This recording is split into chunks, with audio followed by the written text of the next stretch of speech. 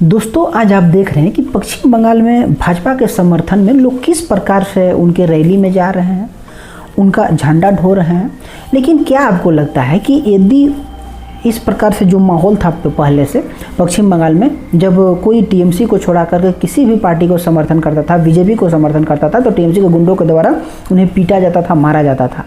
तो आज भले ही वहाँ केंद्रीय बल पहुँची हुई है, केंद्रीय बल के सुरक्षा के कारण ही लोग पूरे उत्साह के साथ बीजेपी का समर्थन कर पा रहे हैं, मोदी का समर्थन कर पा रहे हैं। लेकिन आज भले ही वो टीएमसी के गुंडे केंद्रीय बल के डर से अपने बिल में छुपे हुए हैं, वो लोग आकर के किसी का विरोध नहीं कर पा रहे हैं, किसी को पीट नहीं पा रहे हैं, लेकिन वो लोग अपने घर में घुस करके जरूर देख रहे हैं कि कौन बीजेपी का झंडा ढो रहा है, कौन रैली में जा रहा है, कौन अपने घर में बीजेपी का झंडा लगा रहा है। और जिस दिन यदि गलती से टीएमसी की सरकार बन गई ना, उन्हें चुन चुन करके मारा जाएगा और उन्हें बता दिया जाएगा कि तुम आगे कर क्या रहा था।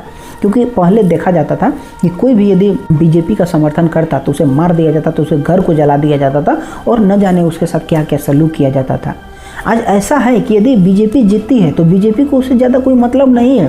बीजेपी जीतेगी तो उसे खुशी होगी, हारेगी तो उसे दुखी होगी। लेकिन जो जनता बीजेपी के लिए आज करो या मरो का काम कर रही है, मतलब उसके समर्थन में, उसके रैली में, उसके लिए प्रचार प्रसार कर रही है, उसके लिए करो या मरो का दिन है। क्योंकि यदि बीजेपी हार गई तो उन लोगों को क्या स्थिति होगी, और यदि इलेक्शन के बाद सारे केंद्रीय बल वहां से चले जाएंगे अपने अपने घर और फिर से टीएमसी की सरकार रह गई, तो पश्चिम बंगाल में ऐसे मौत का नंगा नाच होगा कि जिसकी कोई कल्पना नहीं कर सकती। और इस बात को केंद्र सरकार भी जान रही है और जो लोग वहाँ पर बीजेपी का समर्थन कर रहे हैं वो लोग भी जान रहे हैं। लेकिन उन लोगों को ये है कि यदि बीजेपी का समर्थन नहीं करेंगे, यदि फिर से बीजेपी की सरकार यहाँ पर नहीं बनी इस बार, तो हमारे लिए जीना दूभर है। और ऐसे भी वो लोग दुखी थे, और यदि इसीलिए वो लोग चाह रहे हैं कि चाहे तो मरे चाहे तो बीजेपी को ला दें।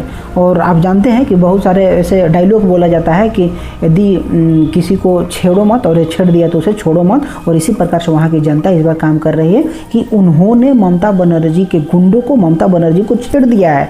और यदि इस बार यदि छोड़ दिए उसे, और यदि फिर से उसकी सरकार बन गई, तो ममता बनर्जी उसे छोड़ेगी नहीं। और इस बार जनता चाह गई कि हम इस बार ममता बनर्जी को छोड़ेंगे नहीं।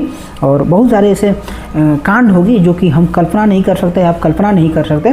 लेकिन इस बार जिस प्रकार से माहौल देखा जा रहा है, लोगों की उत्साह देखी जा रही है और नरेंद्र मोदी के प्रति प्यार देखा जा रहा है, वो किसी भी प्रकार का हम नहीं बोल सकते हैं कि इस बार बीजेपी हारेगी। लेकिन निश्चिंत तौर पर पश्चिम बंगाल में इस बार बीजेपी की सरकार बनने वाली है, और बनेगी तभी जा कर के वहाँ के हिंदुओं को मतलब इंसाफ मिलेगा और वो लोग अच्छा से चैन की नींद वहाँ पर रह सकते हैं।